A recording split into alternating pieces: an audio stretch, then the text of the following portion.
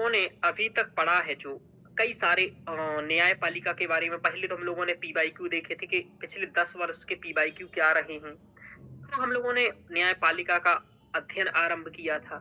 शुरुआत में हमने देखा था कि इसके कार्य क्या हैं, न्यायपालिका की शक्तियाँ क्या हैं इसके पास। उसके बाद हम लोगों ने देखा था न्यायपालिका में चुनौतियाँ क्या हैं, ठीक है? फिर हम लोगों ने देखा चुनौतियों में कई सारे लंबित वाद हैं, लैंगिक असमानता है, रिक्त पद हैं।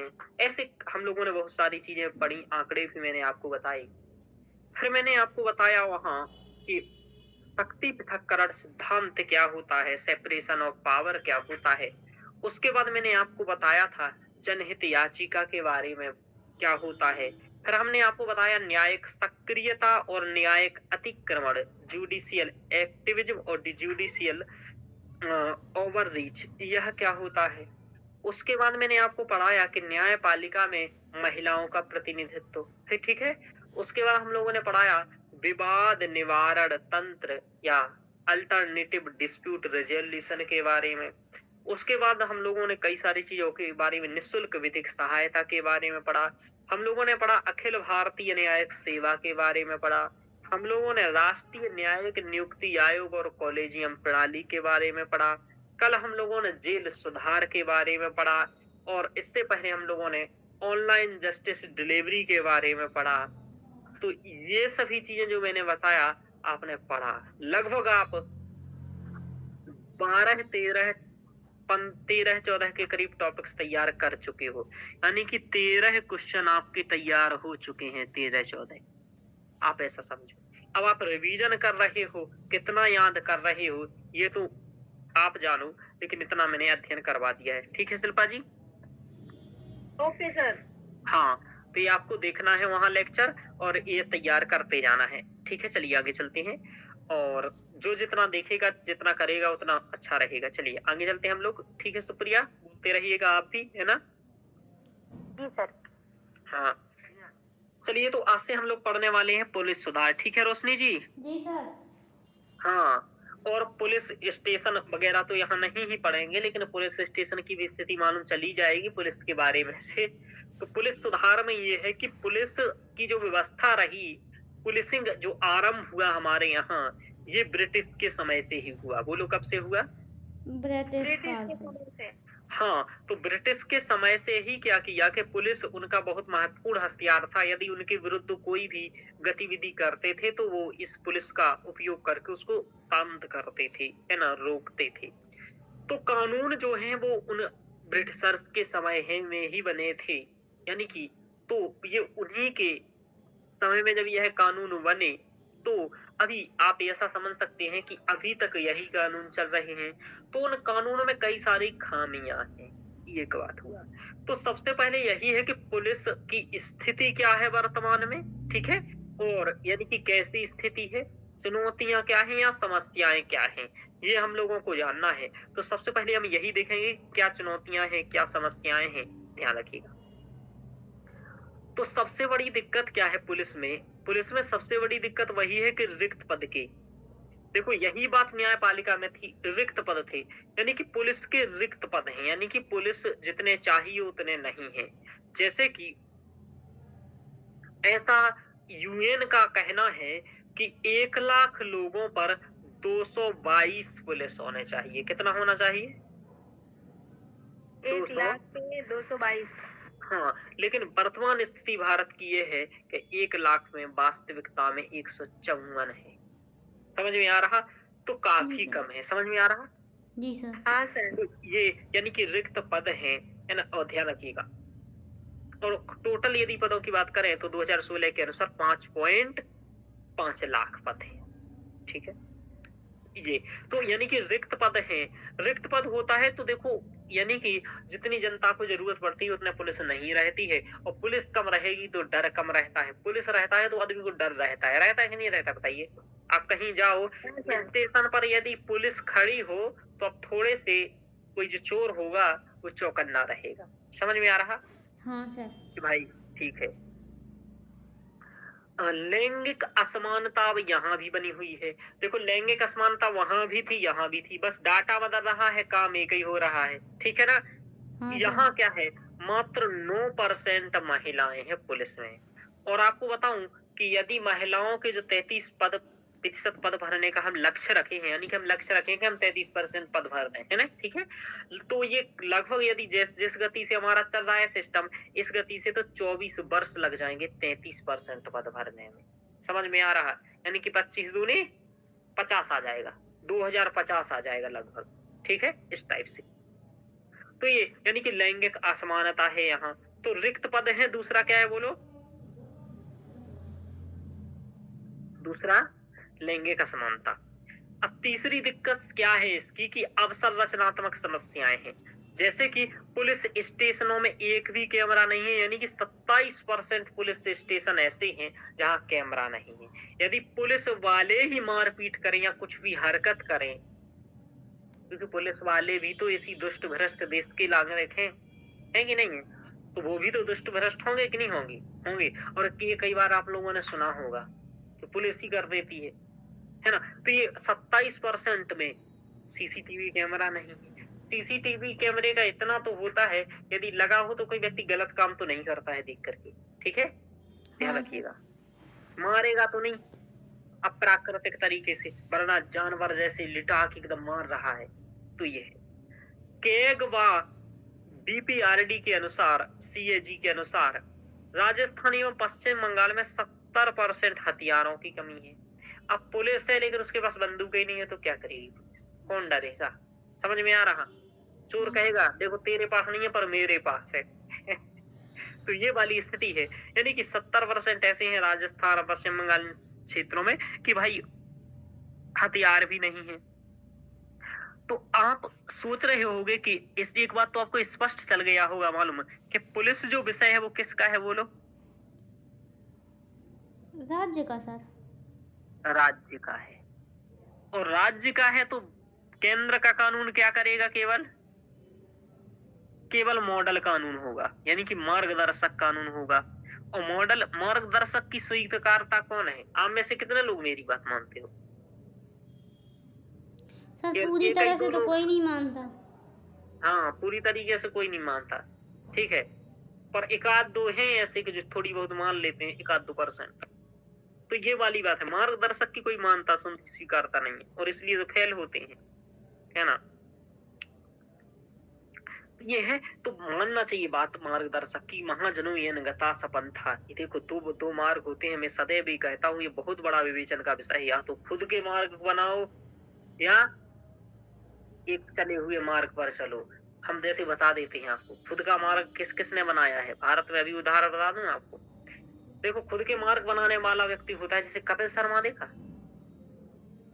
है, उसको चलाता है। उसके पहले उस जैसा कोई काम करता था? नहीं। मतलब करते थे, ऐसी नहीं है कि कॉमेडी नहीं करते थे, लेकिन जिस लेवल का उसने बनाया उस लेवल का उसी का है केवल, ठीक है।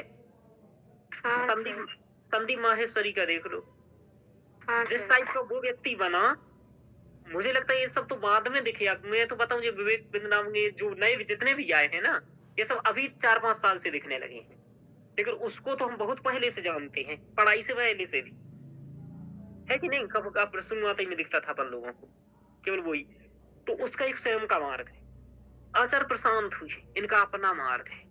तो या तो खुद का मार्ग बना लो, ठीक है, उसके लिए लगती है बहुत ज्यादा मेहनत, और एक वो करना। एक है कि जो बने बनाए मार्ग है उन पर चल जा, जैसे आईएएस, पीसीएस, डॉक्टर, ये सब। तो क्या करना है वो देख लो। तो आपको अपने बुद्धि के हिसाब से सोचना चाहिए। नए मार्ग में रिस्क रहती है, क्योंकि नया मार्ग ज्ञान मार्ग होता है, और जो ये सब मार्ग है ये अच्छे मार्ग है भाई, इन पर जो है चल पड़ो, कर्म मार्ग पर करो कर्म, ये है। तो देखिए इनका मॉडल जेल के तहत काम कर सकता है ये अधिनियम, यानी कि राज्य सुधारते नहीं है स्वयं स्थितियां। राज्य क्यों नहीं सुधारते हैं बोलो नमन? क्योंकि पास क्या नहीं है राज्यों के पास? वित्त। भाई, और पैसा नहीं है तो क्या नहीं कर पाते हैं ये लोग? नौकरी नहीं देते हैं, हाँ, आयोजित नहीं करवा पाते, अवसंरचनात्मक विकास नहीं करवा पाते हैं। करवा लेंगे तो यूपी जैसा क्या करेंगे 6 महीने के लिए ब्याज खाने के लिए? पेपर लीक करवाएंगे। ग्वालियर में रिश्वत ले लेंगे। हाँ, मध्य प्रदेश में क्या करेंगे? कहीं कहीं रिश्वत ले लेंगे। तो ये सब मतलब कुल मिलाकर के ये कि पैसा नहीं है तो ये लोग अच्छा कैमरा लगवाएंगे क्या सीसीटीवी? कैमरा नहीं लगवा पाएंगे, कैमरा ये गाड़ी खरीद पाएंगे, पेट्रोल नहीं डलवा पाएंगे, गाड़ी तो छोड़। तो कुल नहीं मतलब यानी कि उन्हीं के पास कुछ नहीं है, डंडा लिए घूम रहे हैं, कोई पुलिस नहीं में मार के चला जाए। समझ में आ रहा है? बंदूक नहीं है। इससे ज्यादा तो चोरों के पास आधुनिक हथियार आ गए। वो पहले ही सोचते हैं भाई चोर बनना है तो क्या क्या चाहिए, जो पुलिस में नहीं है। समझ में आ रहा है? चोर की तो पहले वो संसाधन जुटाते हैं।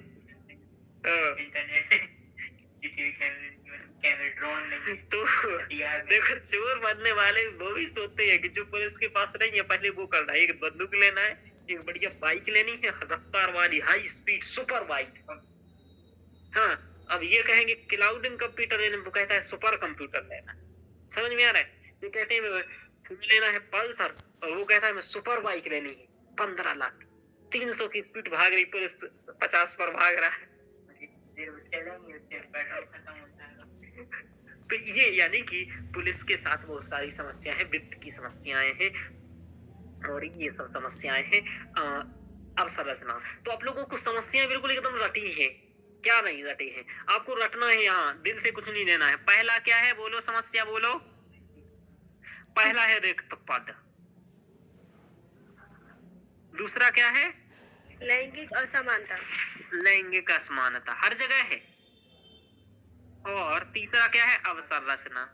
मैं आपको बताऊं रिक्त पद और अवसर रचना ये लगभग कॉमन हर जगह है, और लैंगिक असमानता सर, और ये लैंगिक तीनों है। असमानता भी हर जगह है। रिक्त पद है इसलिए कार्यभार बढ़ रहा है, ठीक है। इससे क्या है, हाँ कार्य दबाव है, और कार्य दबाव से क्या होता है, जब कार्य दबाव से गुणवत्ता प्रभावित हो जाती है। क्या हो जाती है, गुणवत्ता प्रभावित। आप खुद सोचो कि तुम्हें बनाना हो 200 रोटी 1 घंटे में, तो कैसी बनाओगे, एक जाएगी पाकिस्तान तो ये कहीं लेकिन बच जाए। तो ये है जहां कार्यभार बढ़ता है ना, वहां जल्दी जल्दी में उल्टा पुल्टा काम हो जाता है। ऐसे ही समझ लो, आप अपनी क्लास में कितने लोग हैं, 3 लोग हैं, तो गुणवत्ता से मिल रही है, आपसे बातें कर रहे हैं कि नहीं कर रहे हैं, शिल्पा जी, सुप्रिया, आप लोगों से मैं बातें कर लेता हूँ, पूछ लेता हूँ कि सुप्रिया क्या दिक्कत है, लेकिन यदि ज्यादा विद्यार्थी होते तो मैं पूछ पाता हूँ क्या, नहीं, पढ़ाते जाओ, कम प्रश्न पूछ पाएंगे आपसे। तो ये कार्यभार बढ़ता है, और मैं इसलिए सदैव मना करता हूँ सभी को, किसी भी बड़ी कोचिंग को मत ज्वाइन करो। आप किसी टीचर को देख लो जो कम कोचिंग चलती हो, जो टीचर के पास कम विद्यार्थी रहते हो, क्यों, क्योंकि वो तो आपको गाइडेंस दे पाएगा, क्योंकि जो बड़ी कोचिंगों में मिलेगा आपको नोट्स और किताबें, वो तो पड़ी है पूरे मार्केट भर में। समझ में आ रहा, गाइडेंस नहीं मिलेगा आपको, तो गाइडेंस मिलना चाहिए, नोट्स तो आपको मिल ही जाएगा। चलिए, तो ये ध्यान रखो, नोट्स आप बना भी लोगे, तो ये कार्यभार में की दिक्कत है, बढ़ जाता है कार्य। और भी देखते हैं, तो अत्यधिक कार्यभार हो गया, यानी कि ड्यूटी के घंटे निश्चित नहीं, अब लगे रहो। समझ में आ रहा, तो कार्यभार क्या करता है, एक तो गुणवत्ता प्रभावित कर देता है, ड्यूटी के घंटे में निश्चित नहीं। तो ये समस्या आती है कि अब लगे हैं पुलिस वालों से करवा रहे हैं, और ये कांस्टेबल सबसे ज्यादा मरते हैं इसमें। क्या कौन मरते हैं, कांस्टेबल जो होते हैं, हवालदार। कौशल की कमी है, कौशल की कमी कैसे, एक बार पुलिस बन गए तो पहली बात ऐसे होते हैं पुलिस, ऐसे ये होता है उनका पेट।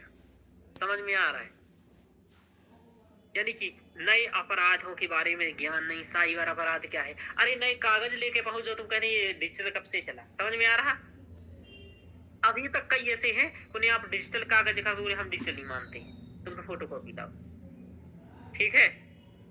फिर उनसे कहो भैया ये जो डिजी लॉकर है ये तुम्हारे बाप मोदी ने चलाया है, तो मानो, तब फिर वो मानेंगे। समझ में आ रहा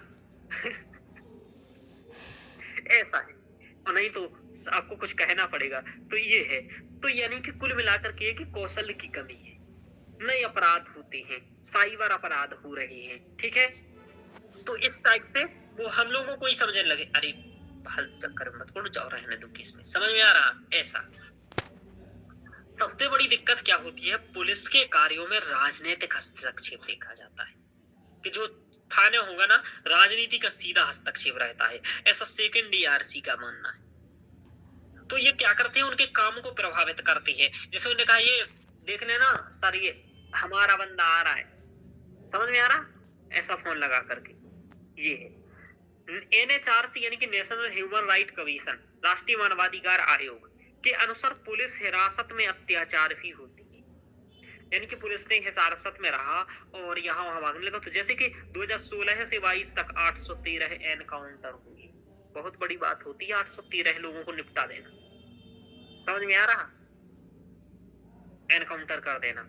और इन्हें तो न्याय ही नहीं मिल पाया, न्याय के द्वार तक ही नहीं ये पहुंच पाए, समझ में आ रहा।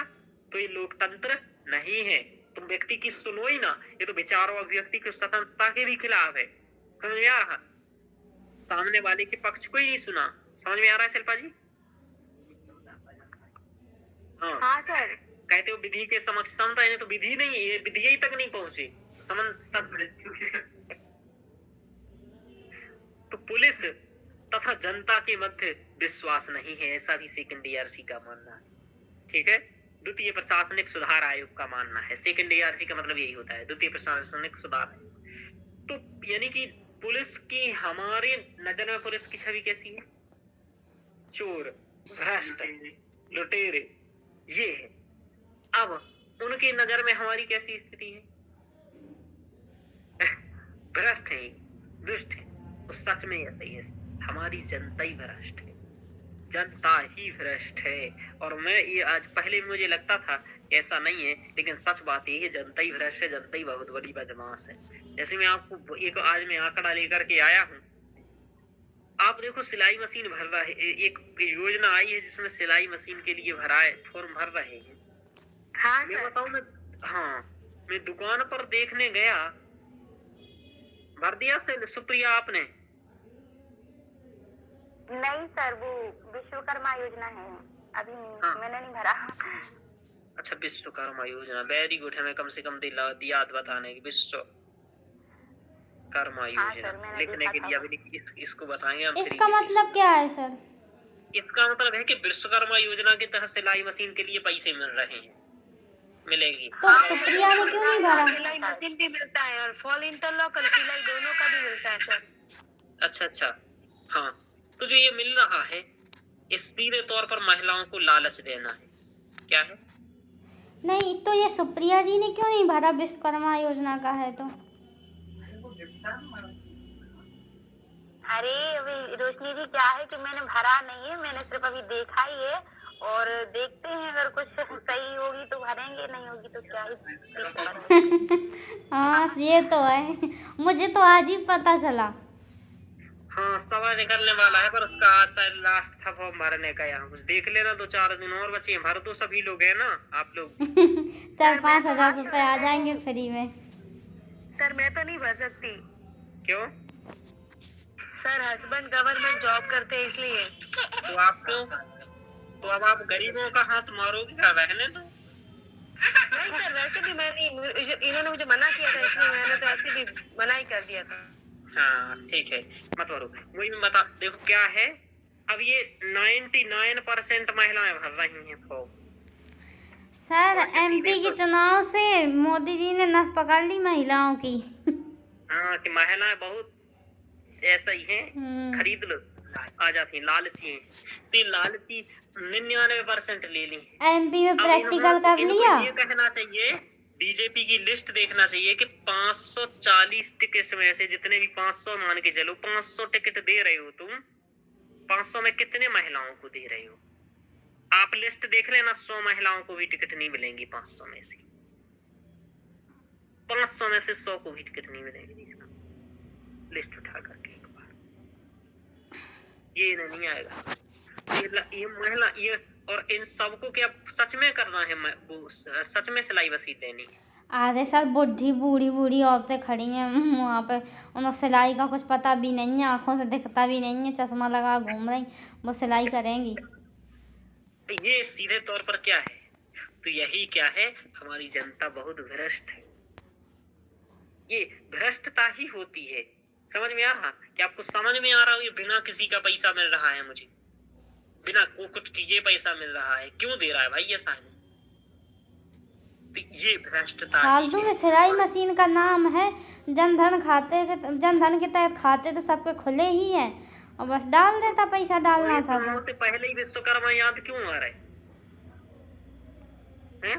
सर ये समझ में नहीं आया विश्वकर्मा का मतलब क्यों, मतलब इसके तहत ऐसा अरे क्या? विश्वकर्मा भगवान नहीं जानती हो, वो सब यही काम करते हैं।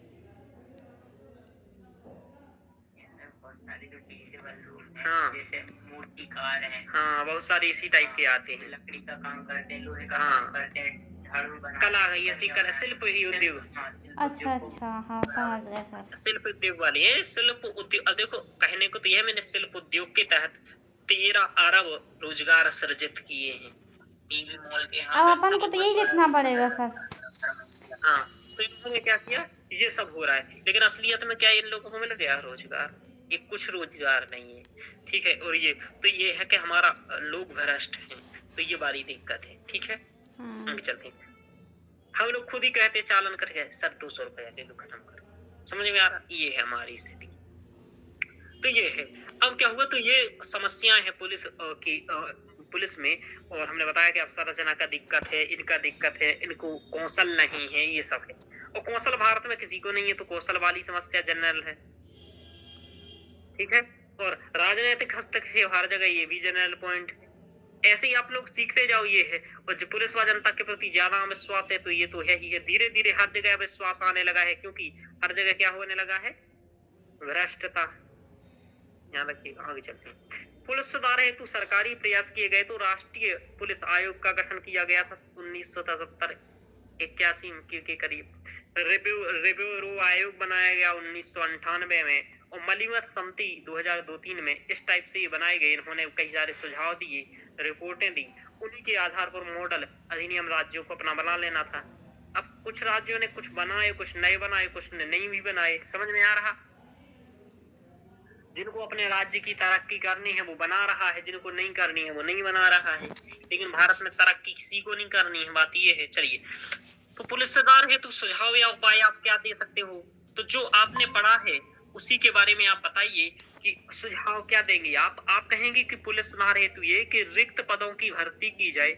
ये ऐसा सेकंड ARC के द्वारा कहा गया कि जैसे कि जो हमारे पुलिस में रिक्त पद हैं उनको भरेंगे तो जल्दी से हम सेवाएं दे पाएंगे, और इससे कि न्याय तक पहुंच हो पाएगी, क्योंकि न्याय तक पहुंच कराने में पुलिस का एक अत्यंत महत्वपूर्ण हाथ होता है।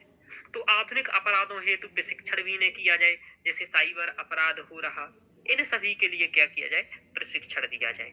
तकनीकी का सामान्य ज्ञान भी इन्हें कराया जाए कि भाई तकनीकी का कैसे प्रयोग करना है। जो नए नए सॉफ्टवेयर आ रहे हैं, ई प्रिजन सॉफ्टवेयर आया, तो इसके तहत कैसे करना है, ई फाइलिंग कैसे करनी है, डॉक्यूमेंट्स को कैसे करना है। नए अभी 3 आपराधिक जो कानून हैं, अभी मैं आज पढ़ाऊंगा उनको आगे, जो नए अभी 3 बने हैं, जैसे कि IPC को बदल करके भारतीय न्याय संहिता आ गया है ना, और BNSS भारतीय नागरिक सुरक्षा संहिता आ गया, CRPC को बदल करके इंडियन एविडेंस एक्ट आ गया। तो इन सभी जो नए कानून आए हैं उसमें भी ये बात है कि डिजिटल हस्ताक्षरिंग हो, फॉरेंसिक जांच वगैरह, तो इन सब के बारे में ये सब इन्हें थोड़ी सी समझदारी होनी चाहिए। रिपीटेशन हो रहा है। चलिए आगे चलते हैं। तो सुन रहे हो, इतना समझ में आया आपको? जी सर। शिल्पा जी, सुप्रिया जी? हाँ सर। हाँ, आगे चलते हैं। अब देखो, हमने बताया कि लैंगिक असमानता है यहाँ, तो लैंगिक समता है तो हमें क्या महिलाओं के लिए भर्ती को बढ़ावा दे सकते हैं, और भर्ती जिससे कि हमारे SDG लक्ष्य भी प्राप्त होंगे। 5 और 10। 5 में क्या है SDG में, कोई बताएगा मुझे? शिल्पा जी, सुप्रिया बताओगी? सुप्रिया आप बताओ क्या है SDG 5 में? लैंगिक असमानता। समानता होगा, असमानता क्यों होगा? लैंगिक समता। जी सर। और 10 में क्या है? हाँ हाँ सर। असमानता में कमी। जी, असमानता में कमी।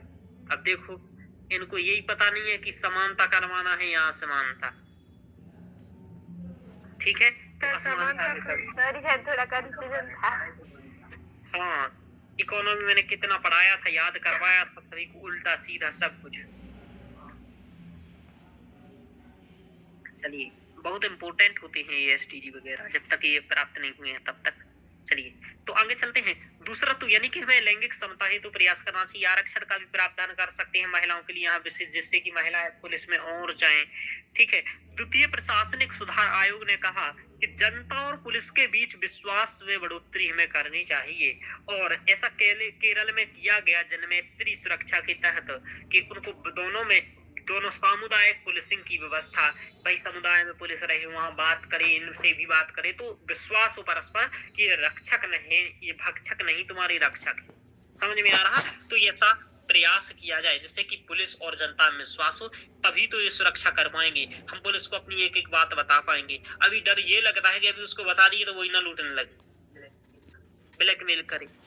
ठीक है, अभी उसको बता दिया, सर मैं एक लड़की से प्यार करता हूँ, इसको पक्का करके शादी मादी करना चाह रहा हूँ, क्या क्या दिक्कत आएगा? वो बताएगा नहीं, वो खुद पकड़ने आ जाएगा, वो खुद भी ब्लैकमेल करेगा कुछ। समझ में आ रहा? हाँ, तो अभी कम से कम बच्चे लड़के सलाह तो ले लेंगे, मुझे ऐसा ऐसा कुछ कर रहा है तो क्या दिक्कत होगा। तो अच्छा, यदि समझदार पुलिस वाला होगा तो कहेगा, समझाएगा प्यार से। समझ में आ रहा? हाँ, ऐसी बातें बताई नहीं जाती हैं, निकाल लिया जाता है। समझ में आया? और बताएगा कि ऐसे ऐसे करो, थोड़ा सहायता कर देगा यदि आधुनिक होगा अपने जैसा तो। चलिए, समझ में आ रहा है? तो ये विश्वास बहुत जरूरी है। विद्यार्थियों के बीच और शिक्षक के बीच विश्वास होना चाहिए, जिससे कि आप लोग पढ़ाई कर सको, अपनी बात बता सको। ये है। चलिए आगे चलते हैं। पुलिसिंग, अवसंरचना विकास पर बल देना चाहिए। अवसंरचना विकास पर बल, जैसे कि पुलिस स्टेशन और बनाए जाएं, सीसीटीवी कैमरे लगाए जाएं, क्लाउडिंग कंप्यूटरिंग की व्यवस्था की जाए, वीडियो कॉन्फ्रेंसिंग की जाए, तो ये सभी भी इम्पोर्टेंट हैं, जिससे कि आधुनिक तकनीकों से यदि युक्त रहेंगे, इन्हें ज्ञान रहेगा तो ये लाभ ले सकेंगे इस चीज का। चलिए आगे चलते हैं। एक प्रकाश सिंह बाद में सुप्रीम कोर्ट ने कुछ दिशा निर्देश भी दिए थे, और कि इन दिशा निर्देशों का अनुपालन करो। जैसे कहा कि डीजीपी का एक नियत कार्यकाल कर दीजिए कि इतने वर्ष के लिए रहेगा। सबसे बड़ी इनके साथ दिक्कत क्या आती है कि कुछ भी ये यदि ईमानदारी से करना चाहते हैं तो इन्हें ट्रांसफर की समस्या आती है। क्या आती है? तो वहां आप ट्रांसफर की समस्या भी लिख सकते हैं, बार बार इधर स्थानांतरण होता है। समस्याओं में एक पॉइंट लिख लो, स्थानांतरण इनका बार बार हो जाता है। जैसे नेताजी का काम नहीं किया तो नेताजी क्या कहते हैं? कपड़े पैक कर लो। ठीक है जी सर। और पहुंच जाओ अंडमान निकोबार, व्यक्ति की जीवन खराब हो जाए, है ना? तो ये है।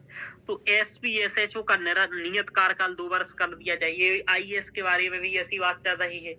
ठीक है, इनका कार्यकाल नियत कर दो, तो कम से कम 2 महीने ये जहां रह पाए वहां, है ना, एकदम काम कर पाए ढंग से। चलिए, और जन कल्याण कर सके। अभी ने हस्तांतरण करना पड़ता है, ध्यान रखिए, इनका इधर उधर हो जाता है ट्रांसफर, तो ये बेचारे काम ही नहीं कर पाते हैं ढंग से। समझ में आ रहा? दूसरा, इनकी पब्लिक लाइफ के चक्कर में पर्सनल लाइफ भी डिस्टर्ब होती है कि नहीं होती है? आपका मन था कि इधर बनवाएंगे, बढ़िया घर बनवा करके स्विमिंग पूल बनवाएंगे, रहेंगे अपने घर में अच्छे से, कुछ अच्छा घर बनवाएंगे, स्विमिंग पूल बनवाए, बगीचा लगाएंगे, इधर पेड़ लगाए नहीं कि उधर ट्रांसफर हो गया तो वो सूख गए पेड़। दिमाग खराब तो पहले हो गया। समझ में आ रहा? हाँ, तो ये वाली दिक्कत है कि भाई ऐसा नहीं रहता। कम से कम 5 साल एक ही जगह रहना चाहिए, कम से कम 5 साल। समझ में आ रहा है? 2 साल से कुछ नहीं होता, 5 साल एक जगह का करे तो ठीक है, 5 साल में पेड़ बढ़ जाएगा, ऐसा है। तो राज्य सुरक्षा आयोग का गठन किया जाए। राज्य सुरक्षा आयोग का गठन, भाई इनकी सुरक्षा के लिए रहे, जनता की भी रिपोर्ट। पुलिस शिकायत प्राधिकरण की स्थापना, ये सबसे इम्पोर्टेंट है, क्योंकि पुलिस ने यदि दिक्कत किया तो पुलिस की शिकायत तुरंत कर सके और उससे प्राधिकरण बने। तो पुलिस शिकायत प्राधिकरण वेरी वेरी इंपॉर्टेंट है। केंद्र स्तर पर राष्ट्रीय सुरक्षा आयोग का गठन किया जाए और कानून अनुपालन एवं जांच का विभाजन किया जाए। देखो, 2 चीजें अलग अलग हैं। पुलिस के काम 2 हैं अभी। क्या है? 2 काम है। एक तो जांच करना और एक अनुपालन करना, मतलब कानून का पालन करवाना, देख रेख करना। जैसे करना कि एक सामान्य, अभी यहाँ कोई दिक्कत ना हो जाए, इसके लिए पुलिस घूमती रहती है और देखती रहती है। लेकिन एक काम और भी है कि जैसे आपने किसी को मार दिया तो उसके संबंध में जांच पड़ताल करना, पूछताछ करना। समझ में आ रहा? ये सभी चीजें, वहीं धमकाना धमकूना ये सब करते हैं। तो ये दोनों अलग अलग होना चाहिए, ऐसा इसका कहना है। समझ में आ रहा? क्योंकि पुलिस क्या करता है, न्याय, चूंकि दो लोगों के मध्य विवाद हुआ तो पुलिस वाले हस्तक्षेप करते हैं वहीं शुरुआत ही में आकर के, ये चाहे तो एविडेंस में इधर उधर करते हैं। समझ में आ रहा? तो जांच करने वाला सिस्टम अलग हो, कानून अनुपालन वाला अलग। तो ये वाली बात है। निष्कर्ष में आपको कहना है, सारांशतः पुलिस को नौकरशाही का रवैया छोड़ करके जनता के प्रति विश्वास पैदा करने पर बल देना चाहिए, यानी कि इन दोनों में जनता के प्रति विश्वास हो और चाहिए, और जो कि नागरिक केंद्रित के साथ ही साथ स्मार्ट भी हो, यानी कि जनता के केंद्रित हो कि भाई हम लोगों को इसलिए पुलिस नहीं बने हैं हम रौब झाड़े, इसलिए सोचे कि हम जनता के लिए सेवा करने के लिए, सहायता के लिए। ठीक है, ये अब हंसी आती है ये शब्द सुनकर के, जन सेवा। चलिए, तो स्ट्रिक्ट यानी कि स्मार्ट का मतलब है, एस का मतलब है स्ट्रिक्ट हो और सेंसिटिव हो। सेंसिटिव मतलब संवेदनशील, मुद्दों को ले, जैसे उसने कहा मृत्यु हो गया, अच्छा मृत्यु कैसे हो गया, बोला पोंछा लगा रहा तो लगाया था पत्नी ने, पति निकल गया तो पत्नी ने पति को मार दिया। ठीक है, तो बोला तो फिर पत्नी को गिरफ्तार कर लो, पत्नी ने मार दिया। तो बोला सर पोंछा सूख जाए थोड़ा, पता मुझे निपटा देगी, जो अपने पति की सगी नहीं हुई वो मेरी क्या होगी। ठीक है, ठीक है। तो यानी कि सेंसिटिव होना चाहिए, यानी कि मुद्दों को गहराई से ले, स्ट्रिक्ट हो, हाँ भाई तुरंत बात मानी, खड़े हो गए, चलो चलो, ऐसा। मॉडर्न होनी चाहिए, मॉडर्न और मोबाइल, यानी कि मोबाइल चलाना आए उन्हें, डॉक्यूमेंट देखना है, मॉडर्न हो। समझ में आ रहा कि वीडियो बना ले कहीं कोई दिक्कत आ रहा तो, समझ में आ रहा।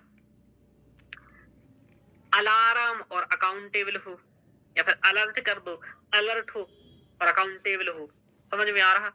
रिवाइवल हो और रिस्पॉन्सिबल हो, भाई जिम्मेदार हो, जवाबदेह हो। रिलायबल का विश्वसनीय हो, विश्वसनीय और जवाबदेह में अंतर होता है कि हम विश्वास कर पाए।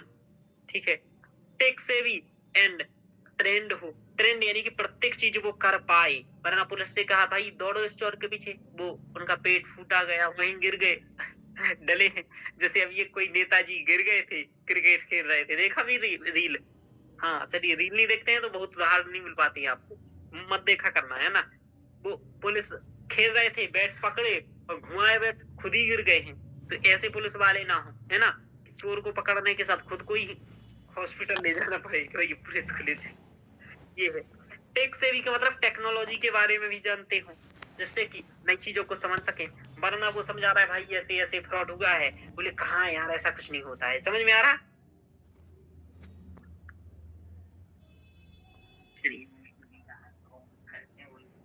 हाँ, जैसे ब्लैकमेलिंग को समझे क्या होता है, डीप फेक को समझे। समझ में आ रहा।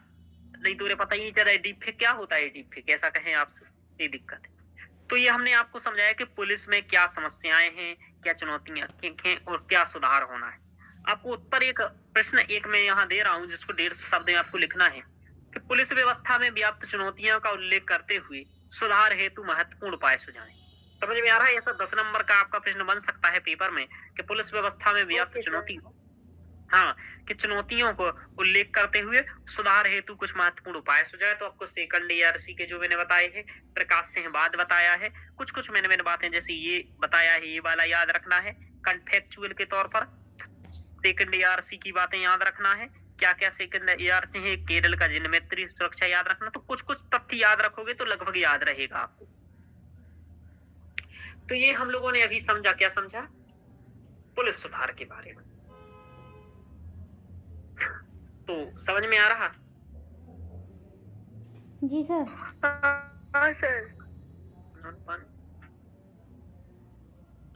अब हम लोग पढ़ेंगे जमानत या बेल के बारे में।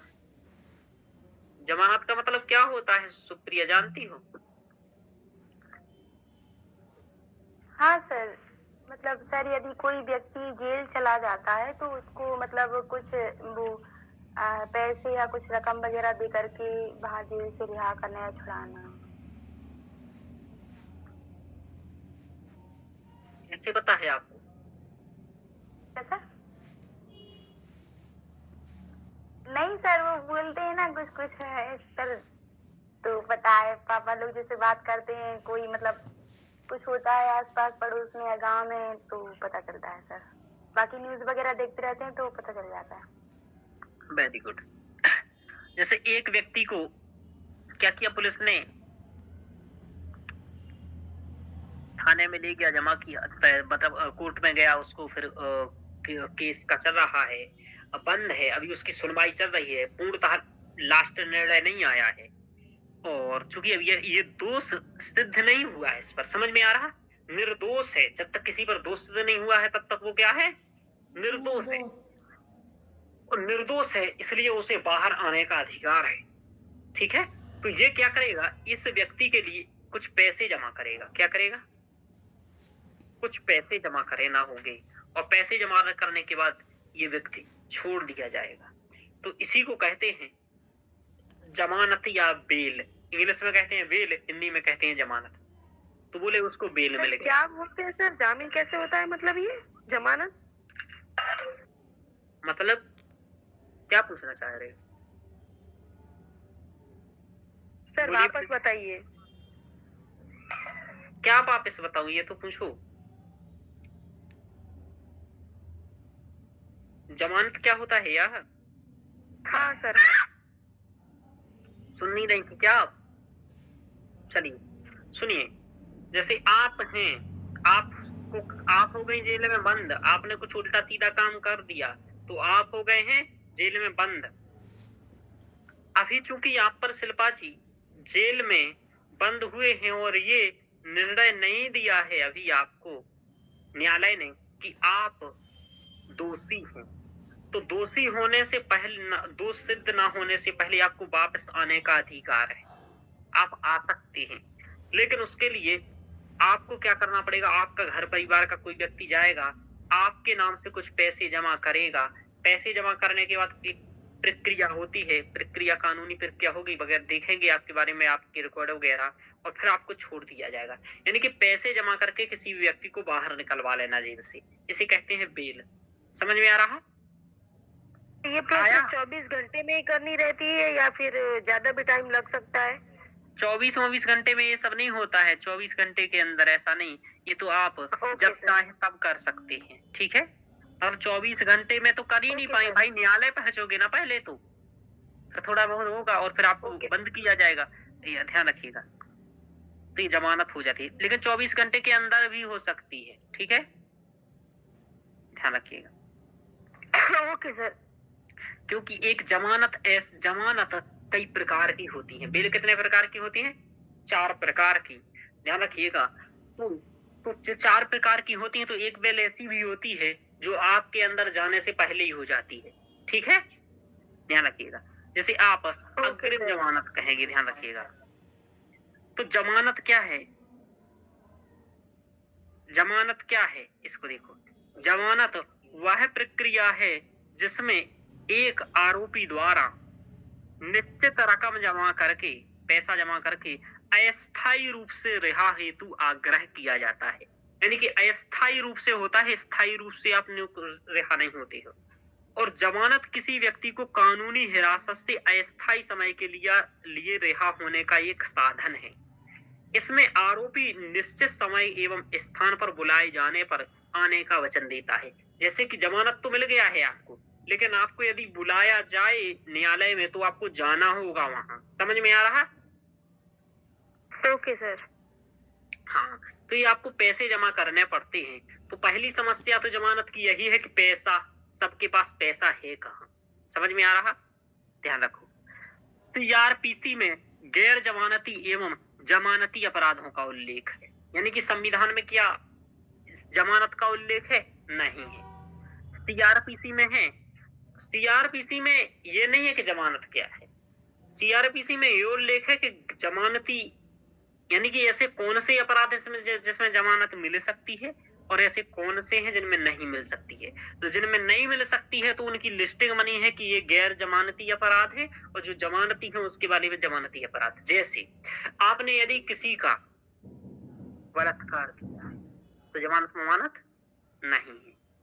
अधिकतर गैर जमानती अपराध वो हैं जो क्रिमिनल है। केसेस है। और जो जमानती अपराध है अधिकतर वो हैं जो क्या है, सिविल या फौजदारी मामले, ठीक है। तो देखो जमानती और गैर जमानती, जमानत मांगने का अधिकार आरोपी का अधिकार है ऐसा सीआरपीसी की धारा 436 में लिखा हुआ है। अब इसको सीआरपी, इसको कहेंगे BNSS की धारा, यानी कि भारतीय नागरिक सुरक्षा संहिता की धारा 436, ठीक है, वो भी जिसमें भी लिखा हो। हाँ, तो भारतीय नागरिक सुरक्षा संहिता की धारा 437A। आपको बताऊं ये सब कुछ थोड़ी ना बदला है इसमें, जो पहले के कानून थे, मुख्य कुछ चीजें, ठीक है, ध्यान रखो।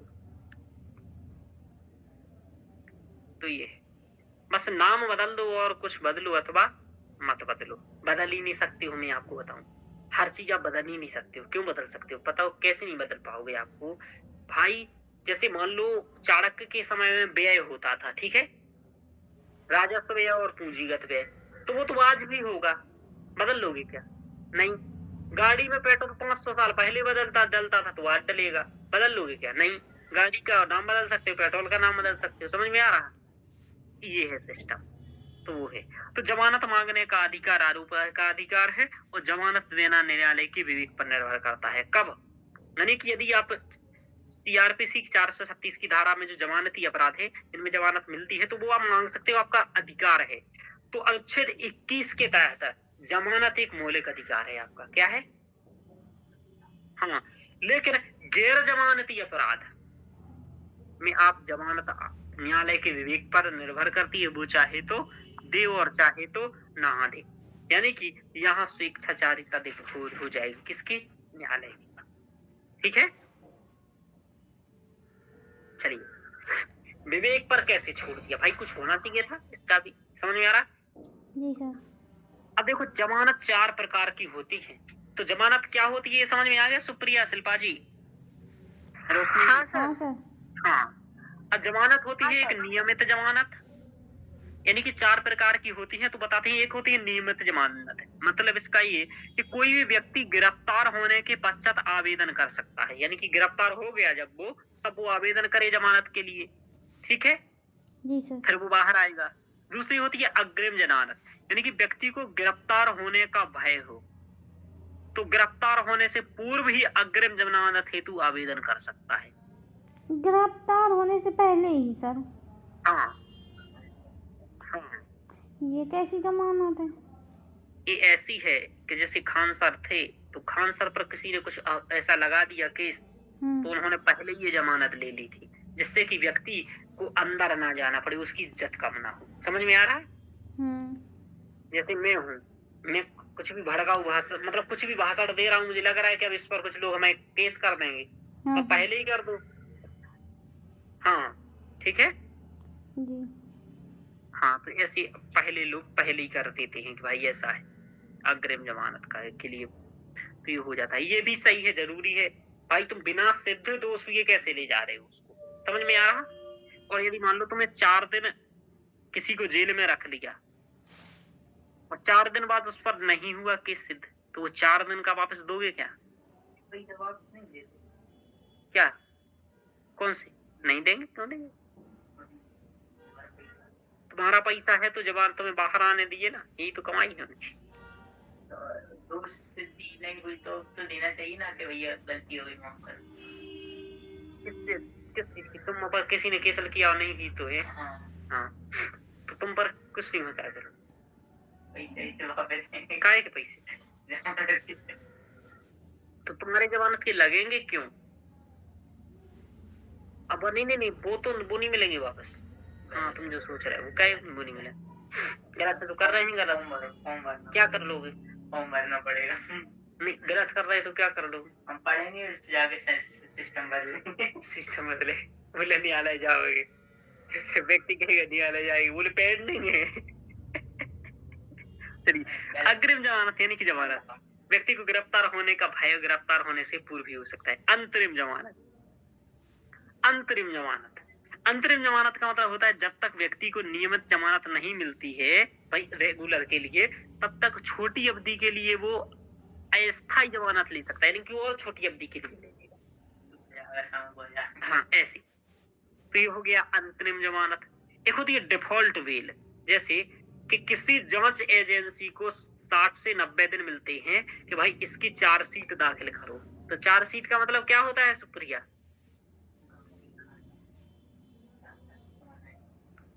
ये नहीं पता सर, हाँ, क्या होता है? इसको कहते हैं जैसे कि आपके बारे में कोई भी, जैसे आप पुलिस है, आपने किसी ने अपराध किया है नहीं क्या, इसकी जांच करेगी और लिख करके जो देती है ना, तो उसी को कहते हैं, यानी कि इसे कहते हैं अपराध पत्र। ऐसा नहीं और कुछ कहते थे, हमें ध्यान नहीं आ रहा है एक ही शब्द में, लेकिन आप ऐसा मान सकते हैं अपराध पत्र है ना, या दोष सिद्ध पत्र, ऐसा कुछ। देखो वो लिखना चार्जशीट इन हिंदी, कुछ मुझे याद नहीं आ पा रहा है हिंदी का।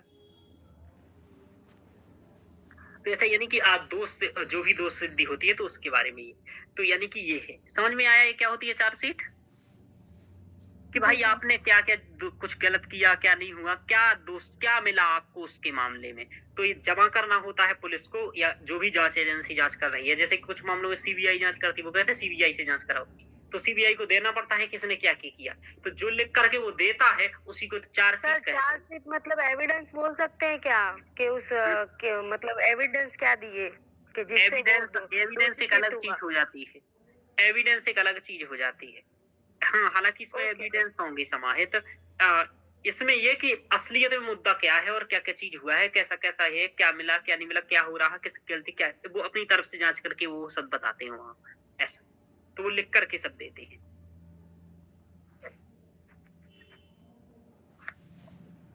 चलिए, तो ये है किसी जांच एजेंसी को 60 से 90 दिन के अंदर चार्जशीट दाखिल करनी होती है। यदि चार्जशीट जमा नहीं कर पाती है कोई 60 से 90 दिन में, तो सर चार्जशीट है या चार्जशीट है? चार्जशीट बोले में चार बोल, कौन कौन से चार्ज? सर चार्जशीट गूगल पे सर्च करने पर चार्जशीट लिख कर आ रहा है। चार्जशीट होती है कौन कौन सी? चार्जशीट नहीं होगा सर, चार्जशीट है वो। हाँ, तो चार्जशीट होगा फिर, है ना, उसको चार्जशीट कर लीजिएगा। हाँ चलिए, इसमें चार्जशीट ही लिखा है पर कोई दिक्कत नहीं। चलिए आगे चलते। हाँ, तो देख लीजिएगा चार्जशीट है, ठीक है। तो स्वतः बेल मिल जाती है, ध्यान रखिएगा। ऐसा एक केस हुआ था रितु छाबड़ियाबाद, इसमें सुप्रीम कोर्ट ने कहा था कि ऐसा जो स्वतः बेल मिल जाती है, यानी कि कोई दाखिल नहीं कर पाया ये, है ना, तो उसको चार्जशीट, तो उसे क्या मिल जाती है, बेल मिल जाती है। और बेल मिल जाएगी तो ऐसा कहा ये रितु छाबड़ियाबाद में कहा कि भाई उसे डिफॉल्ट बेल भी का भी मूल अधिकार है, यानी कि डिफॉल्ट बेल मिलनी चाहिए। भाई तुम नहीं करोगे तो तुम्हारी गलती है, उस व्यक्ति को क्यों अंदर किए। हाल ही में सुप्रीम कोर्ट ने कहा अधीनस्थ न्यायालय स्वतंत्र रूप से निर्णय ले सकते हैं इस मामले में कि वो जो चार्जशीट है वो जमा होना ये मतलब बेल होगी या नहीं होगी इस मामले में, यानी कि 60 से 90 दिन में यदि जमा नहीं किया तो उसको बेल देनी है या नहीं देनी है, इस मामले में अधीनस्थ न्यायालय स्वतंत्र है, वो अपना निर्णय ले सकती। ध्यान रखिए, तो इस टाइप से ये रहा। कुल मिलाकर के बेल के प्रकार देखे हम लोगों ने कि कैसे बेल मिलती है, डिफॉल्ट बेल, अंतरिम बेल, अग्रिम जमानत और नियमित जमानत, ये इस टाइप से जमानत मिलती है। आरोप पत्र, वेरी गुड, उसको बोलते हैं आरोप पत्र, ठीक है जी सर। हाँ, कि आरोप क्या है वो सब लिख लीजिएगा। आगे चलते हैं। अब जमानत में दिक्कतें क्या है आपको बताऊं। जमानत सबको मिलती नहीं है, भले पैसा जमा कर, समझ में आ गया, पैसे भले जमा कर दो लेकिन मिल नहीं पाती है। मतलब ऐसे क्योंकि बहुत विलंबित प्रक्रिया है, टाइम खाऊ प्रक्रिया है, ठीक है। औपचारिक प्रक्रियाओं में विलंबन के कारण जमानत नहीं मिल पाती है, जैसे कि कागजी कार्रवाई होती रहती है, जमानत में भी विलंब हो जाता है, मूल अधिकारों का उल्लंघन हुआ, क्योंकि बहुत सारे लोग जमा भरे पड़े हैं, इतनी लंबी कार्यवाही है, तो इस कारण ये मिल नहीं पाती है सभी को, तो विलंबन होता है। दूसरा क्या है कि आरोपी को रिहा करना, रिहा करें, मान लीजिए किसी आरोपी को अपन ने रिहा कर दिया, समझ में आ रहा, समझो बात। जैसे क्या हुआ, दो व्यक्तियों की लड़ाई हो गया, सुप्रिया जी की और शिल्पा जी की, अब सुप्रिया जी और शिल्पा जी की लड़ाई हो गया, सुप्रिया पर अपराध का आरोप लगा, मैं सुप्रिया को जाकर के अंदर ले गया जेल में, और सुप्रिया ने बेल लेकर के बाहर आ गई। अब सुप्रिया ने सोचा कैसे लगाया शिल्पा ने आरोप, मैं पहले निपटाई देता हूँ फिर देखूंगा कुछ अंदर। तो जमानत लेकर के दोबारा कांड ना कर देगा, समझ में आ रहा? क्रोध के कारण, बेमनस्य के कारण पुनः अपराध के आरोप की आशंका रहती, ठीक है, पुनः अपराध ना कर दे व्यक्ति, इसलिए ये दिक्कत रहती है, देखना पड़ती है। समझो, जरूरी नहीं है आपराधिक मामले में, कोई सिविल मामले में भी तो कर सकता है, समझ में आ रहा? निकल करके देखो, जैसे धन, तो बोल दे ना, तू मुझे बाहर आने दे, फिर मैं तुझे देख लूंगा। हाँ वही वाली बात, तो बाहर आने दो फिर देखते हैं, देखा ही ले बाहर आकर के तुमने हमें फंसवाया कैसे, समझ में आ रहा? हाँ ये बात। हाँ सर। तो उसने सोचेगा वो कि जैसे देखो एक बार गए वैसे 2 बार, अब गए तो हैं ही, ठीक है, जैसे 2 साल के लिए वैसे 7 साल के लिए, इसका तो खत्म ही कर दो, खात्मा, ऐसा सोचता है कुछ लोगों का, ऐसे ही मतलब कुछ लोगों का ऐसे ही दिमाग चलता है। तो धन पैसा और जमानत राशि, यानी कि धन पैसा यानी जमानत राशि लोगों के पास नहीं होती है, कि सभी प्रदान नहीं कर सकते हैं। जैसे आप लोग बताओ कि 1 लाख रुपया यदि जमा करना हो तो कर पाएगा कोई? नहीं कर पाएगा। और ये सभी की अलग अलग होती है राज्यों की जमानत राशि, कहीं कम भी होती है कहीं ज्यादा भी होती है, ठीक है, जैसे ध्यान रखिएगा, तो राज्यों के अकॉर्डिंग बदलती रहती है, क्योंकि राज्यों का मामला हो जाता है। जमानत नहीं तो मूल अधिकारों का उल्लंघन हो रहा है भाई, उसको तुम बिना किसी आरोप सिद्ध हुए अंदर जमा किए बिठाए हो, उसको 2 साल बर्बाद हो गया। मान लो किसी ने किसी पर गलत आरोप लगा दिया कि ये पढ़ ना पाए, समझ में आ रहा, तो 2 साल वो अंदर रहा तो नहीं पढ़ पाया, समझ में आ रहा, क्योंकि पता था कि ये जमानत ही नहीं भर पाएगा। हाँ सर। समझ में आ रहा, ये जमानत ही नहीं भर पाएगा, इसकी इतनी हिम्मत नहीं है, तो व्यक्ति को अंदर करवा दिए, ये वाला होता है। तो अपूर्ण चार्जशीट जमा करना, यानी कि ये लोग क्या करते हैं, पुलिस या वो पूर्ण चार्जशीट जमा नहीं करते, आरोप पत्र पूर्ण जमा नहीं करती। इसका मतलब ये कि कुछ कहेंगे कि इन मामलों में अभी छानबीन चल रही है सर, इतना ही हो पाया, ये है, समझ में आ रहा, अभी छानबीन पूर्ण नहीं हो पाई। अरे छानबीन ने पूर्ण हो पाई तो उसे क्या करना है भाई, साक्षी 90 दिन तक क्या कर रही थी, ऐसा। तो डिफॉल्ट बेल पर प्रभाव पड़ता है, यानी कि रितु छावड़िया बाद में कहा डिफॉल्ट बेल भी मूल अधिकार है, तो ये दिक्कत आती है। न्यायिक भ्रष्टाचार भी हो सकता है इसमें, भ्रष्टाचार को बढ़ावा मिलता है। गैर जमानती अपराधों पर, चूंकि जो गैर जमानती अपराध हैं ये न्यायालय के विवेक पर निर्भर करता है, न्यायिक विवेक का अधिकार पर निर्भर करता है। तो इसमें सुस्पष्ट गाइडलाइन नहीं है कि हम किस आधार पर किसी गैर जमानती मामले में किसी को रिहा करेंगे। इसमें राजनीतिक प्रभाव का भी प्रभाव पड़ सकता है न्यायाधीश पर। जैसे कह दिया ये सर न्यायाधीश सर थोड़ा छोड़ दीजिएगा आप, नहीं, जैसे शादी हुई, नमन की शादी थी, अब नमन तो IAS है, अब नमन की एक तरफ तो नेताजी से भी संबंध होंगे और दूसरी तरफ है ना सांसद निधि के माध्यम से, और एक न्यायाधीश से भी होंगे। अब नमन तो चूंकि नमन की शादी हो रही है तो नमन तो बातें करेगा नहीं, थोड़ा मिल लेगा।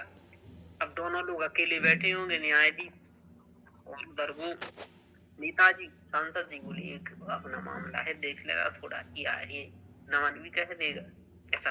तो यानी कि 60 गांड के उधर ही मिल गए, हो गया काम। तो ये होता है, असलियत में भी ऐसा होता है, आपको बताएं, है ना।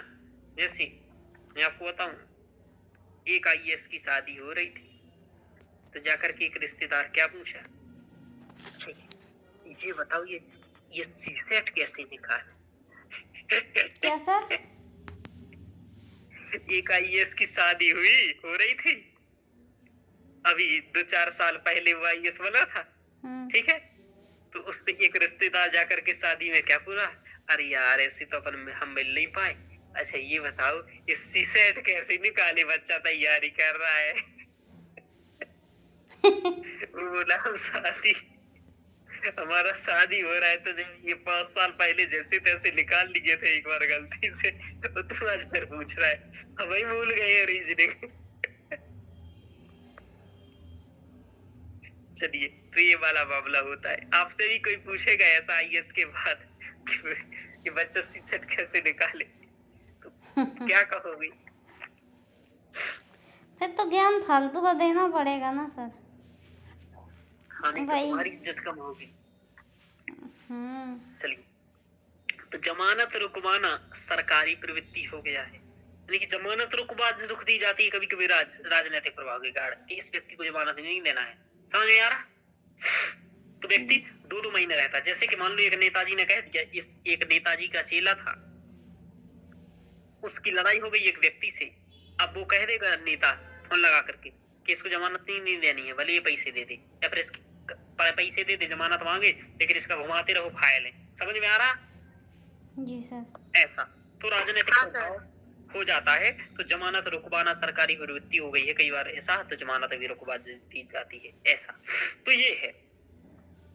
अच्छा, जमानत क्यों मिलनी चाहिए और महत्व क्या है इसका, तो ये भी इम्पोर्टेंट है कि जमानत क्यों मिले भाई। तो पहली बात ये, तो चूंकि आरोप सिद्ध नहीं हुआ है तो प्रत्येक आरोपी अपराधी नहीं होता है। पहली बात समझ में आ रहा? चूंकि आरोप सिद्ध नहीं हुआ है, आशय निरपराध को सजा ना मिले या कष्ट ना मिले। भाई जिसने अपराध ही नहीं किया है उसको कष्ट क्यों दे रहे, इसलिए जमानत मिलनी चाहिए। दूसरा, ये मूल अधिकार है व्यक्ति का। आरोप सिद्ध ना होने की दशा में मूल अधिकार वंचित होता है, बाधित होता है, गरिमापूर्ण जीवन। समझ में आ रहा? अच्छा, कोई व्यक्ति जेल में चला गया तो क्या वो गरिमापूर्ण जीवन बचा उसका? नहीं बचा। समझ सोचेगा, देखो अभी जेल में होकर क्या है ये वो महाराज हजरत जेल में होकर के आए। चलिए ठीक है, हमारे यहाँ कोई ऐसा व्यक्ति होता है तो उसको कह देते हैं ऐसा। चलिए, तो बेल प्राप्त करना भी मूल अधिकार है, लोकतंत्र का आदर्श है। क्योंकि हम कल्याणकारी राज्य हैं, सबको गरिमापूर्ण जीवन जीने का अधिकार है, न कि पुलिस राज्य की हर व्यक्ति को अंदर डाले रहो। ठीक है, तो ये लोकतांत्रिक आदर्श है, उसके सम्मान के लिए समानता, समता, अवसर, वो अपना विकास कर सके, इसके लिए उसे समय मिलना चाहिए। इसे हम अंदर नहीं करे रहेंगे। अत्यधिक विचाराधीन कैदी हैं हमारे यहाँ, लगभग 77% कैदी विचाराधीन हैं, और विचाराधीन हैं तो जेलें भरी पड़ी, तो इन्हें जमानत पे बाहर निकलेंगे। तो ओवर क्राउडिंग की समस्या है, जो ओवर क्राउडिंग की समस्या तो इसी से सॉल्व हो जाएगी यदि जमानत मिल जाएगी। समझ में आ रहा? जी शिल्पा जी। हाँ सर। दो आरोप सिद्ध हुआ नहीं है, अपन उन्हें जमा करके बैठे हैं अंदर, खिला रहे हैं, तो कम से कम बाहर निकालो। तो जमानत राशि विचाराधीन कैदियों की संख्या में कमी करेगी। जमानत निरपराध आरोपी को केस लड़ने हेतु समय प्रदान करते हैं। जैसे मान लीजिए कोई निरपराध है, समझ में आ रहा, तो कम से कम जमानत मिल जाए तो वो बाहर आके केस लड़ने की व्यवस्था कर लेगा अपना, कैसे बचना है। समझ में आ रहा? हाँ सर। जमानत ही नहीं मिल पाया तो उसका केस कैसे लड़ेगा कोई व्यक्ति, वो कैसे तथ्यों को जोड़ेगा, कैसे सब कुछ पता करेगा, ये दिक्कत है। तो इसके लिए उसे तैयारी करने का अवसर मिले, इससे कि क्योंकि चूंकि वो तो निरपराधी है, ध्यान रखिए, लेकिन इसमें अपराधी को भी मिल जाएगा, ध्यान रखिएगा। चलिए आगे देखते हैं। तो आप क्या सुझाव देंगे जमानत के लिए? आप देंगे कि जमानत प्रदान करने की प्रक्रिया में तीव्रता लाई जाए। सुप्रीम कोर्ट के अनुसार उसने कहा है कि जेलों में हार्ड कॉपी के साथ के स्थान पर सॉफ्ट कॉपी भेजना, यानी कि जेलों में हार्ड कॉपी के साथ सॉफ्ट कॉपी भी भेजी जाए, ई प्रिजन सॉफ्टवेयर पर अपलोड की जाए, यानी कि जिससे कि डिजिटलीकरण किया जाए, तुरंत कागजी कार्रवाई हो जाए। समझ में आ रहा? क्योंकि अभी जमानत में विलंब का सबसे बड़ा दिक्कत क्या है? कागजी कार्रवाई का होना, इधर उधर फाइलें घूमते रहना, ये है। तो इसी को कहा कि भाई ये सब पहले करो कि भाई ई प्रिजन सॉफ्टवेयर पर अपलोड करो कि इसको ऐसा ऐसा है, ये किसकी डॉक्यूमेंट है, इसको मिल जाए। जमानत मिलने पर शीघ्र उसे रिहा कर दिया जाए। ठीक है, यानी कि 7 दिन के अंदर रिहा कर दो। जमानत मिल गया तो कई क्या होता है कि जमानत मिल गया उसको 1 महीने डाले हैं, समझ में आ रहा, तो क्या दिक्कत, तुरंत निकालो उसको। रिहा ना करने पर ये क्या कर सकता है? जिला विधिक सेवा प्राधिकरण को सूचना दे सकता है। जैसे कोई व्यक्ति है, उसको जमानत मिलने के बाद यदि न्यायालय नहीं करता है तो सर्वोच्च न्यायालय ने कहा है कि आप जिला विधिक सेवा प्राधिकरण में शिकायत करो। मैंने बताया था 3 स्तर पर सेवा प्राधिकरण है, केंद्रीय स्तर पर, राज्य स्तर पर और जिला स्तर पर, ध्यान रखिएगा। तो विचाराधीन कैदियों की जमानत याचिका हेतु सरकारी वकील नियुक्त किए जाएं। जैसे कि भाई कुछ लोग भाई अपने वकील नहीं कर सकते या जनहित याचिका, तो जनहित याचिका के माध्यम से क्या करें, बस सरकारी वकील। जैसे हुसैन आरा खातून बाद में किया गया था कि भाई कई लोग जब अंदर थे, जमानत थे, तो उन्हें ऐसा रिहा करवा दिया गया था। जमानत हेतु पहले क्या किया जाए, कॉम्प्रिहेंसिव कानून बनाने की जरूरत है, यानी कि व्यापक एक कानून बनाया जाए जिसमें समाहित हो कि न्यायिक विवेक की एकाधिकार को स्पष्ट किया जाए कि गैर जमानती अपराधों में किस आधार पर बेल देगा न्यायालय। समझ में आ रहा शिल्पा जी? अभी वो स्वविवेक के आधार पर देता है, उसे अपना दिमाग लगाना पड़ता है, लेकिन भाई स्पष्ट मानदंड हो जिससे कि राजनीतिक प्रभाव भी कम हो और उसकी स्वेच्छाचारिता भी कम हो। दूसरा, और इससे पारदर्शिता आए, इसमें वहनीय धनराशि का निर्धारण किया जाए। इतना राशि निर्धारण मत करो कि भाई दे ही ना पाए कोई व्यक्ति, और जो गरीब है उनके लिए निःशुल्क करो जमानत। समझ में आ रहा? यदि मौलिक अधिकार है तो उनका निःशुल्क करो भाई। जैसे जो एकदम गरीब है उसके लिए निःशुल्क करो। जमानत एक नियम है, ना कि अपवाद। जेल एक अपवाद है, यानी कि जमानत एक नियम है कि हर व्यक्ति को जमानत मिले, लेकिन जिनको नहीं मिल पा रही है वो जेल में रहे। समझ में आ रहा?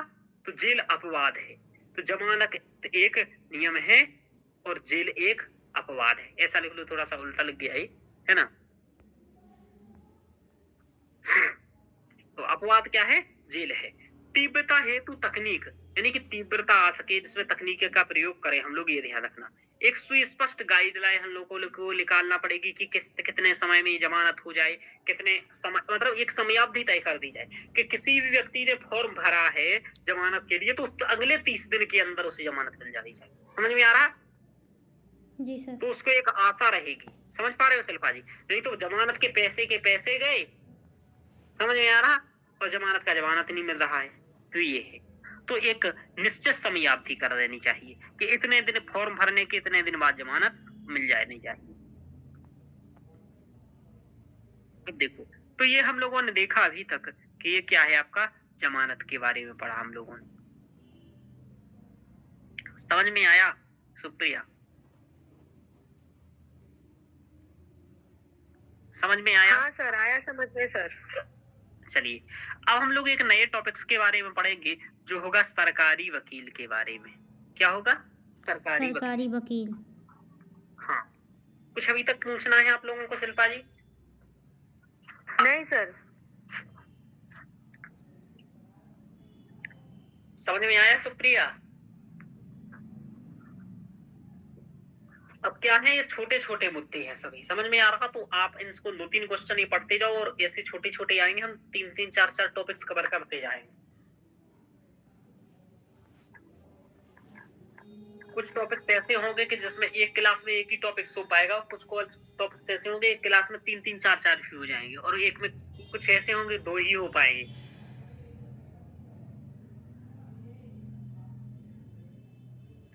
तो सुप्रिया नोट्स बना रही हो कि नहीं बना रही हो इसका? सुन रही हो? हाँ सर। कितने पेज का नोट्स बन गया? सर अभी नहीं बनाया हमने। कितने साल बाद बनाओगी? सर साल बाद नहीं, बस 10 दिन रुक जाइए आप सर। 10 दिन बाद हमारे पास टाइम, मतलब फिर तो सर टाइम ही टाइम है, तो फिर तो सर मैं निकाल लूँ सर। 10 दिन की प्रॉब्लम है बस, उसके बाद तो सर मुझे टाइम मिल जाएगा, तो फिर मैं लिखूंगी सर। बस 10 दिन का ही प्रॉब्लम है, उसके बाद मतलब दिक्कत नहीं होगी इतनी। मतलब फिर क्या है कि मम्मी लोग घर पर ही रहेंगी तो काम वो ही करेंगी फिर उतना सर। थोड़ा बहुत तो फिर वो करवा ही लेंगी, तो फिर इतनी दिक्कत नहीं होगी। अभी क्या है कि सारा ही करना पड़ता है। ठीक है, अब ये तो तुम जानो तो भाई क्या करना हो रहा है और क्या हो रहा है, पर ये पढ़ो लिखो वही ठीक है। आगे हमने जितना समझा सकता हूँ मैं समझा दिया, जो कर सकता हूँ मैं कर दिया। चलिए देखिए, सरकारी वकील क्या है इसके बारे में हम लोग पढ़ते हैं। सरकारी वकील एक विधिक पेशेवर होता है, यानी कि विधि का ज्ञाता होता है और एक कार्यकर्ता है ना, जो कि आपराधिक मामलों में सरकार का प्रतिनिधित्व करता है। जैसे आपराधिक कुछ मामले हैं तो वो सरकार की ओर से ये मामलों की सुनवाई करेगा, ध्यान रखिएगा। क्योंकि कोई भी अपराध जो होता है वो राज्य के विरुद्ध ही होता है, ठीक है ना। क्योंकि व्यक्ति के विरुद्ध भी हो रहा है तो राज्य के विरुद्ध ही होता है कोई अपराध, ध्यान रखिएगा। माना जाता है। इन्हें सीआरपीसी की धारा 24 के तहत नियुक्त किया जाता है, यानी कि जो सरकारी वकीलों को नियुक्त किया जाता है वो किस कानून के तहत किया जाता है, तो ये सीआरपीसी की जो धारा यानी कि बीएनएस भारतीय नागरिक सुरक्षा संहिता, रट जाओ आप लोग, बीएनएस मतलब भारतीय नागरिक संहिता और बीएनएसएस भारतीय नागरिक सुरक्षा संहिता। धीरे धीरे रट जाओगे, चूंकि ये अगले दिन कल मैं ये भी पढ़ा दूंगा। तो कोई भी कानून होता है वो राज्य के खिलाफ हो रहा है, और सीआरपीसी की धारा 24 के तहत क्या होता है, ये इनकी नियुक्ति की जाती है। किसकी की जाती है नियुक्ति? सरकारी वकीलों वकील की। की। समझ में आ गया रोशनी जी? जी सर। हाँ, तो आप बोलते जाओ, अब बोल क्यों नहीं रही हो?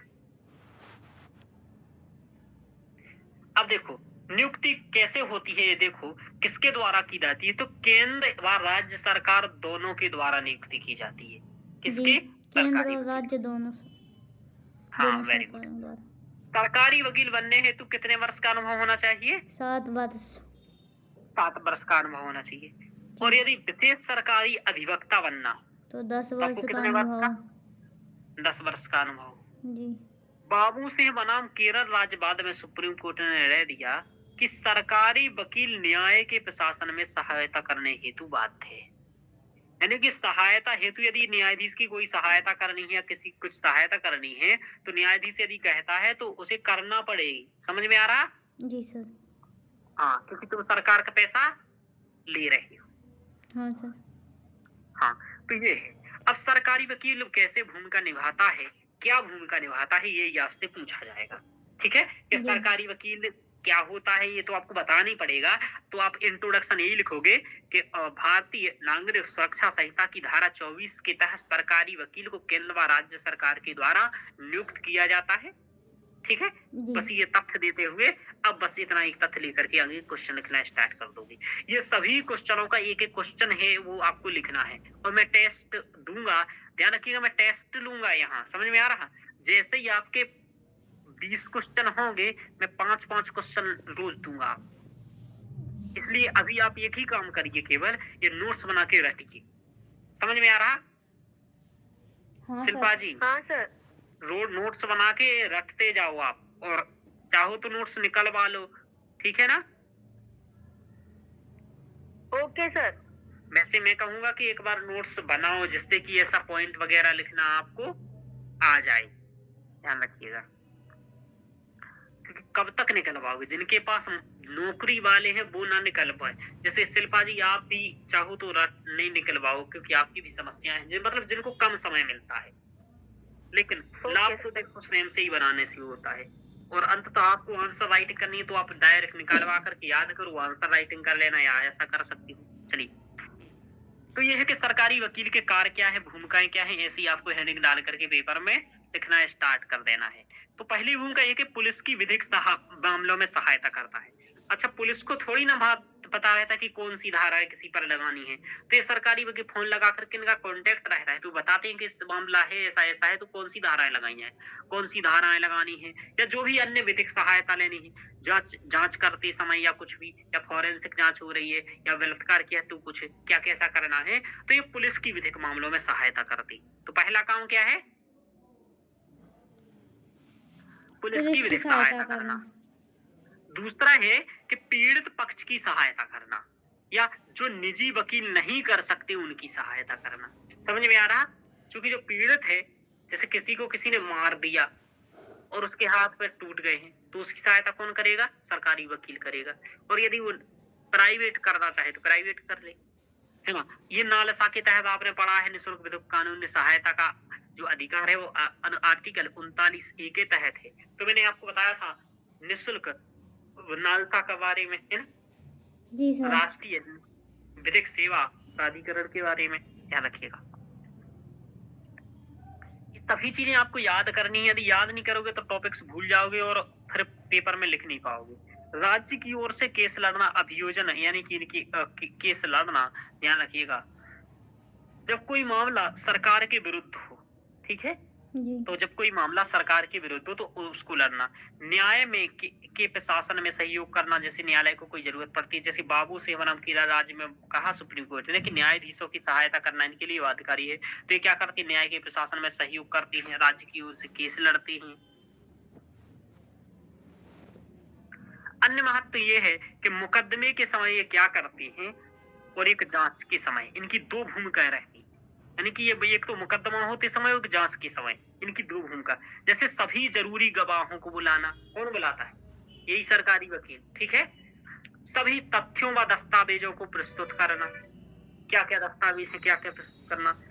अभियुक्त को दोषी सिद्ध होने पर सजा तय करने में मदद करना। भाई सर इतना नहीं, इतना नहीं तो क्या करेगा, ज्यादा भी सजा मिल सकती। समझ में आ रहा? न्यायिक निर्णय तक पहुंच में जज की मदद करना कि सर ऐसा, सर पेज नंबर 28 के 29 पर ये लिखा है। समझ में आ रहा है? ये सब करते रहती हैं। तो ये है। और क्या है कि जांच प्रक्रिया में भी इनकी भूमिका होती है, जैसे कि आरोपियों से पूछताछ करना, पुलिस रिपोर्ट में अभियुक्त के एविडेंस को दर्ज करना कि क्या क्या उसके साक्ष्य हैं। तो इस टाइप से ये भूमिका निभाती है अपनी सरकारी वकील। इनके साथ दिक्कत क्या है सरकारी वकीलों के साथ? इनकी दिक्कतों का ही कारण ये मुद्दा हर बार चर्चा में रहता है। इनके बारे में चिंता ये है कि सरकारी वकील निम्न गुणवत्ता की है। तो सबसे बड़ी दिक्कत इनकी यही है, क्या है? गुणवत्ता इनकी निम्न है। हाँ, गुणवत्ता निम्न है। यानी कि 75% अभियुक्तों ने सरकारी वकील इसलिए किया क्योंकि उनके पास निजी के लिए नहीं था, और 22% ने कहा कि एक बार गलती तो कर दी, दोबारा नहीं करेंगे। यानी कि अब कभी भी सरकारी वकील नहीं करेंगे, भले केस ना लड़े, क्योंकि दिक्कत है, क्योंकि इनकी वजह से केस हारना ही। चलिए, नियुक्ति में न्यायपालिका से सलाह लेना आवश्यक। यानी कि नियुक्ति में न्यायपालिका से सलाह लेना आवश्यक, परंतु वास्तविकता में केंद्र व राज्य सरकार द्वारा ये पालन नहीं किया जाता है। यानी कि वो नहीं लेते हैं सरकार सलाह मलाह, उन्हें कोई मतलब नहीं, अपने हिसाब से कर देती है। इससे क्या होता है कि ये न्यायपालिका की सुनते कम है। ठीक है जी सर। जांच की स्वतंत्रता नहीं, यानी कि पुलिस हस्तक्षेप करती रहती है, जांच करे, पुलिस हस्तक्षेप करती है इनको। तो चूंकि पुलिस क्या होती है, पुलिस जांच, इसलिए कहा जाता है कि जांच के लिए पुलिस एक अलग होनी चाहिए। सरकारी वकीलों की संख्या कम है बहुत, एवं कार्य अधिक है। तो इन्हें क्या होता है, कार्य अधिक होता है तो कार्य दबाव होता है, शीघ्रता से कार्य करते हैं तो गुणवत्ता भी प्रभावित होती है। समझ में आ रहा? हाँ, तो ये भी एक इनका मामला है। हाँ, सर। भाई अधिक कार्य करना पड़ता है, जब अधिक करोगे तो जल्दी जल्दी करोगे। अब निजी को तो भाई अपना एक केस जीत गया 1 महीने में तो भी बहुत है। समझ में आ रहा? हाँ सर। इन्हें मान लो 3 केस हाँ, पर ये काम करते। सरकार दबाव भी ये कॉमन पॉइंट है, मतलब कई जगह आएगा। हाँ, सब जगह आएगा सरकारी जहाँ होगा। हाँ। जैसे आंगनबाड़ी में जो प्राथमिक शिक्षक होते हैं उन पर, समझ में आ रहा? जी सर। हम लोग बर्बाद कर दिए हैं इन आंगनबाड़ियों को।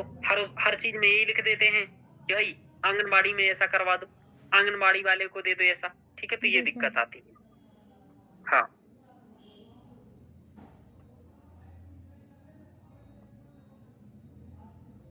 तो कार्य का दबाव है, गुणवत्ता प्रभावित होती है।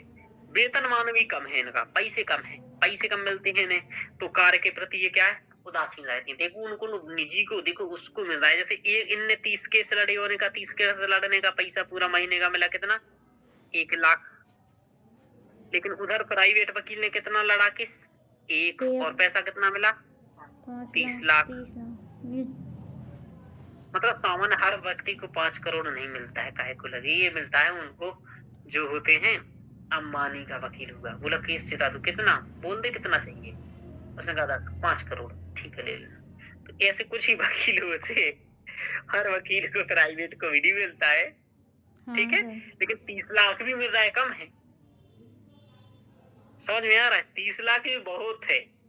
ठीक है, हाँ, जैसे जो सामान्य बिजनेसमैन तो 30 ही लाख दे पाएगा, जैसे किसान हुआ कोई बड़ा तो 30 ही लाख दे पाएगा, 20-25 लाख। तो इसमें इनका भी काम पाएगा सर, 20 लाख 30 लाख